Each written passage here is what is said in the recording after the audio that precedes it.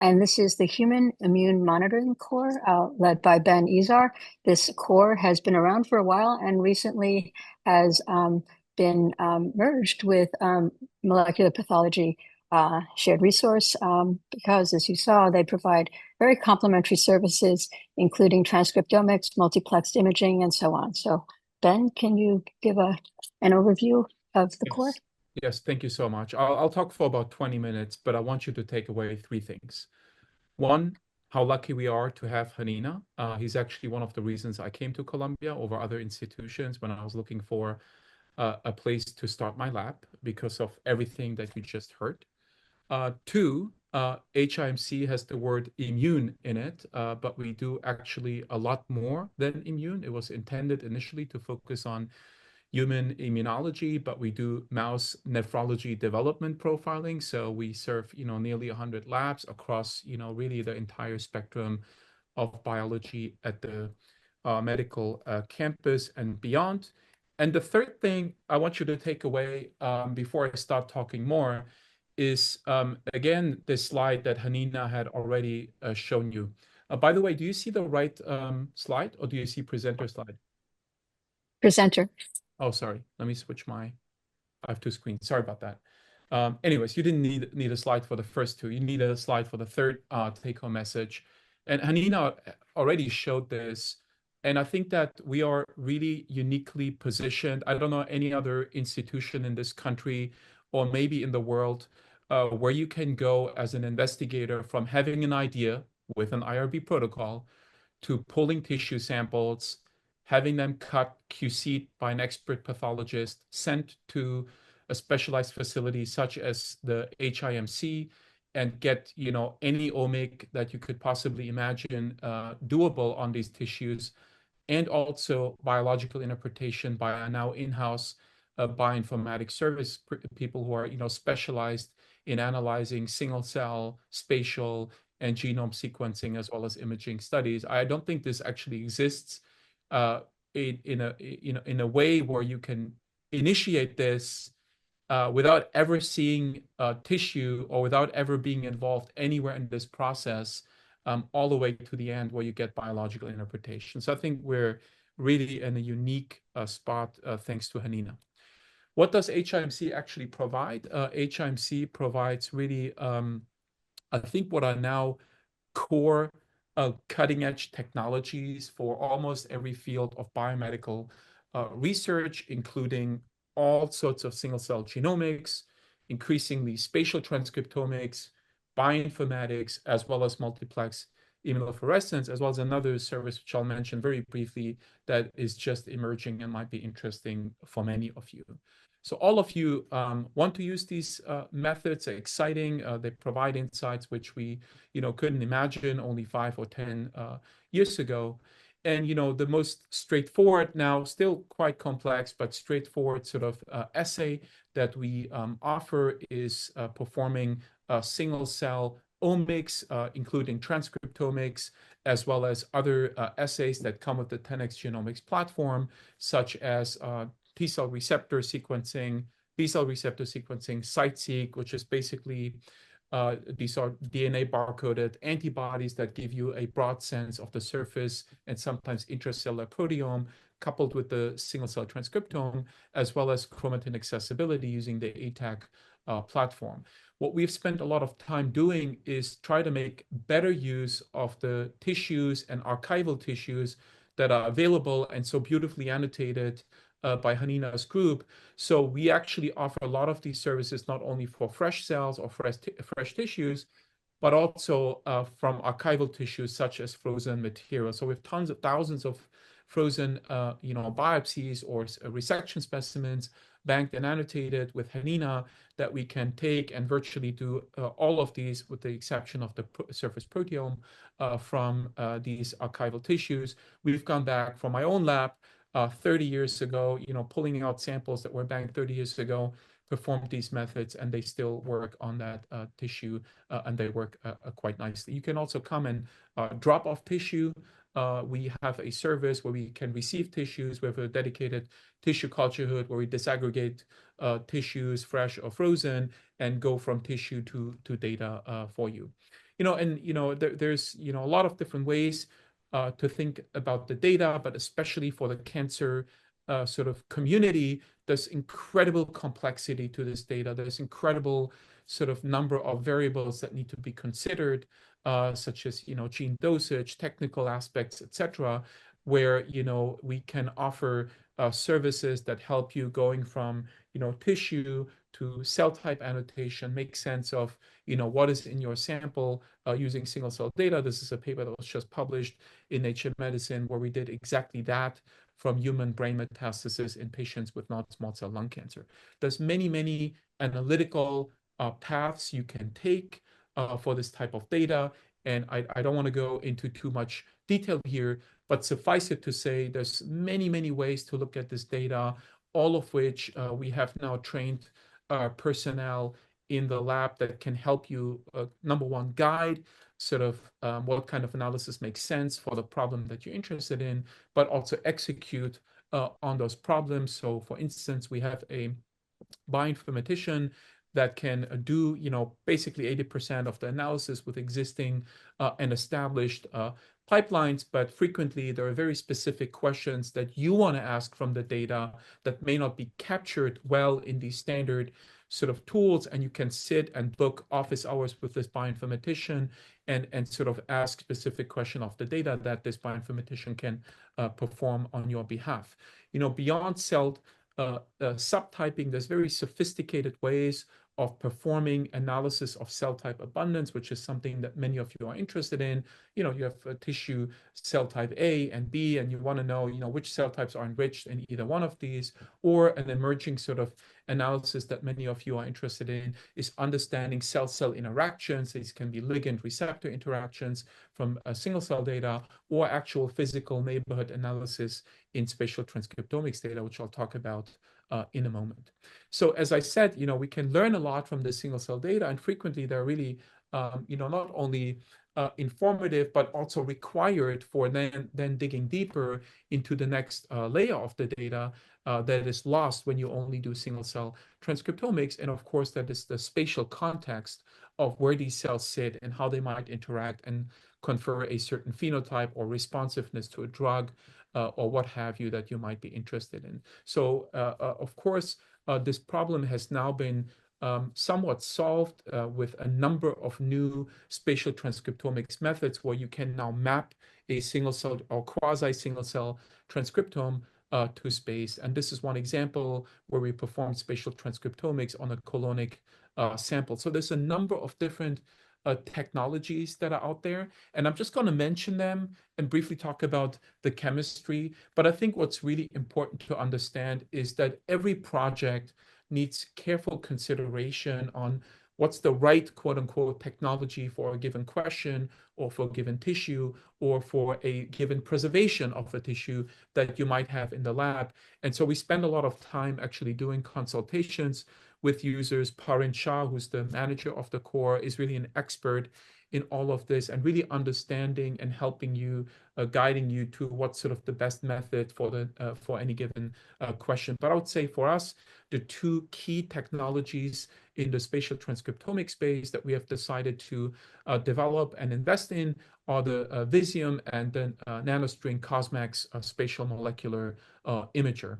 Visium, as many of you know, sort of the first generation of spatial transcriptomics that can be performed very robustly on FFPE tissue, and even better, it can be performed on tissues that you might already have sitting in your lab that's already on a glass slide, and you now want to do spatial transcriptomics on. There's this really nice tool that 10x develops called Site Assist, where we can take a glass slide and literally lift off the tissue from that glass slide that you might have sitting in the lab and load it onto the 10x Visium slide that's needed for the capture of the transcriptome. So the first generation, both of these, rather the Visium chemistry is pretty conserved, where you have a capture of your transcripts in solid phase, so on your tissue, that you can also do some multiplex IF on it subsequently.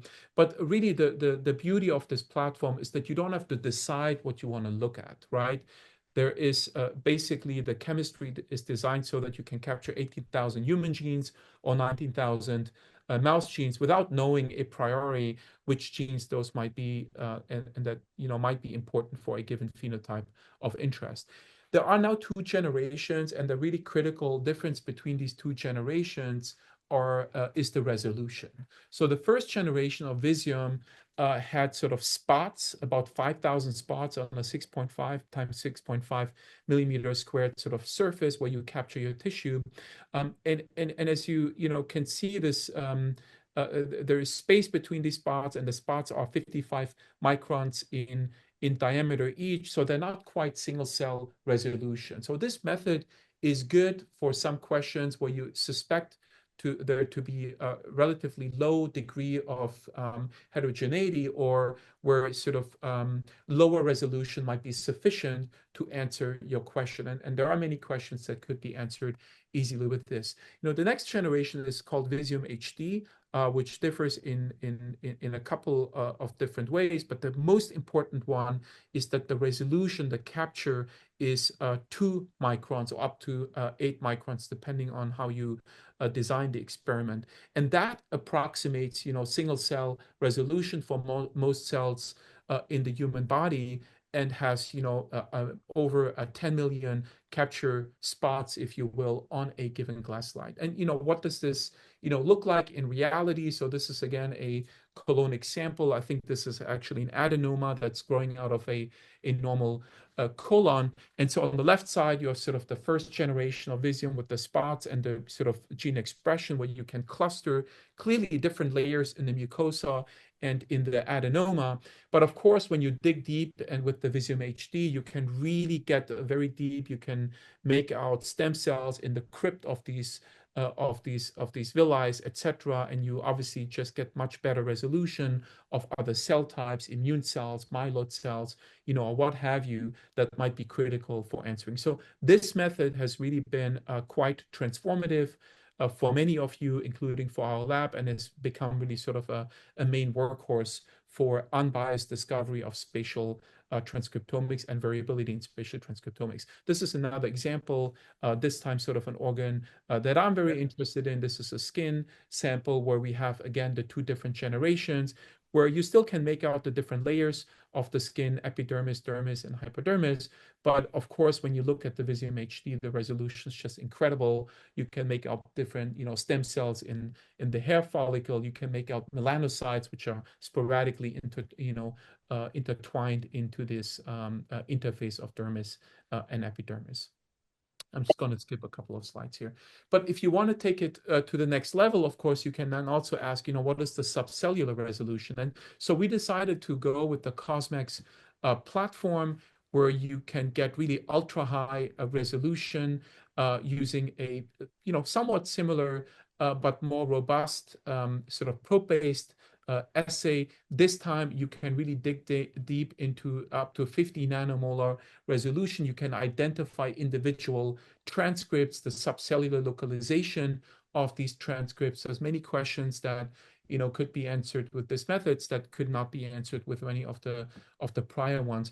The reason we like the CosMx platform is that it has the chemistry is designed both for RNA capture, and there's different assays. So there's a 1,000-plex and a 6,000-plex assays for both human and mouse. So this is not whole transcriptome, but most of the frequently differentially deregulated RNA transcripts are captured with the 6,000-plex platform, similar to the Xenium, which is another 10x product. But the reason we love this is that using basically the same chemistry, you can do on the immediately adjacent slide 64-plex protein profiling. And there are established panels that are currently geared towards immunophenotyping. And then the transcriptomics and the proteomics can be registered pretty straightforward. And we can do this in the core for you. So you can have the protein and the RNA basically within the same analysis. We've done this actually quite a bit. It works beautifully. It doesn't require some of the iterative sort of processes that other platforms have used that come with a lot of, challenges of background noise, residual signal, etc. This is really a one-shot collection of 64 channels, if you will, of proteomic data. So it's pretty exciting. The platform itself, just to contrast these two different platforms of Cosmex and Visium, again, what might make most sense for you depends on your project, but just a couple of practical differences that you might want to consider. The Visium, the capture area 6.5 times 6.5.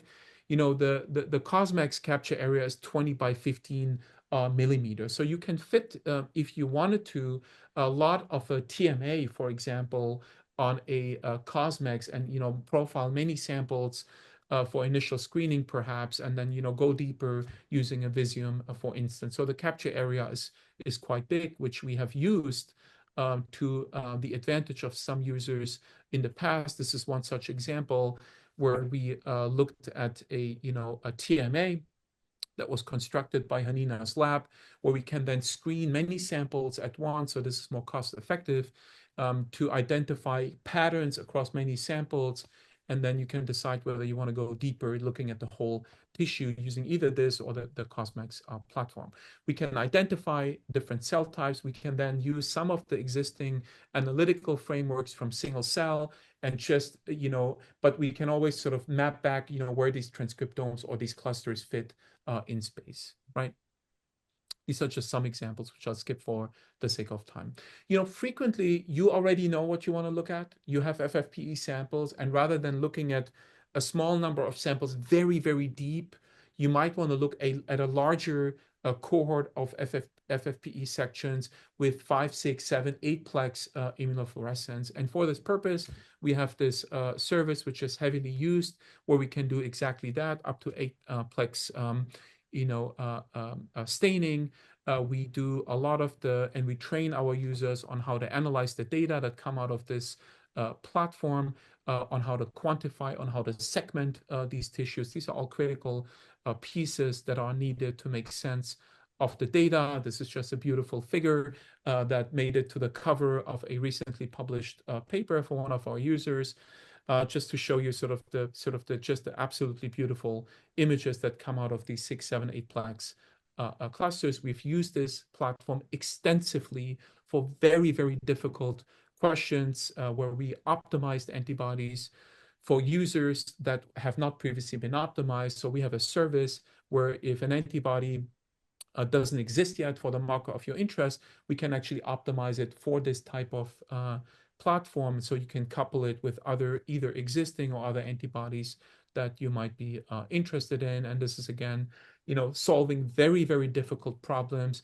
The question here was identifying these white spots, which are less than 1 micron typically in size. And this was the question that we asked. Actually, one of the papers we published recently, we're interested in these fragmented micronuclei, and we were able to optimize the process to actually identify these. This is my last slide before the acknowledgements, but this is something that many of you might be interested in, and this is emerging technology that comes out of my lab that has transferred sort of in terms of knowledge to the core. This happens quite frequently, where we do a lot of tech dev in my lab or in collaboration with the core, and then we create a service so we can open it up to all of you, and so you're always sort of on the cutting edge of what is possible. This is a service that is really inspired by an initiative by the Cancer Center, the Human Tissue Immunology and Immunotherapy Initiative, HTI3. And we have recently acquired instrumentation to do what I'm about to tell you here in a second at a massive scale.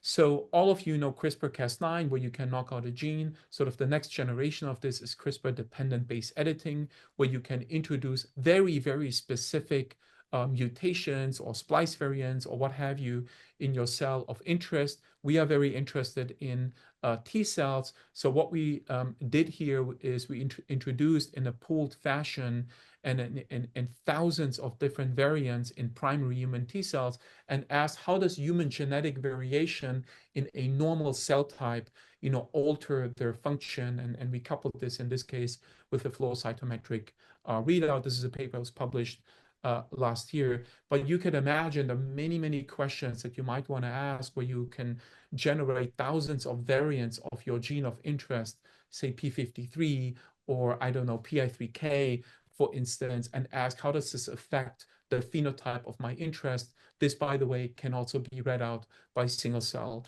transcriptomics. So it's still sort of in the making. We're creating sort of the service around this. We have the instrumentation, but hopefully the next time we speak, or any of you are interested learning more about this as it's sort of coming live, we will be able to offer this also as a service for individual base edits, or for big screens like the ones that we do in the lab. So this is really the idea. You can go from an idea and tissue that comes from Hanina all the way to science. This is actually a paper that the core has contributed significantly in, that sort of made it to the cover of Science, looking at these micronuclei, which I mentioned to you earlier. But I think the takeaway is really that all you need is a good idea, an IRB protocol, and if it's tissue related, or now more and more so engineering related, we can probably help you take it from A to Z.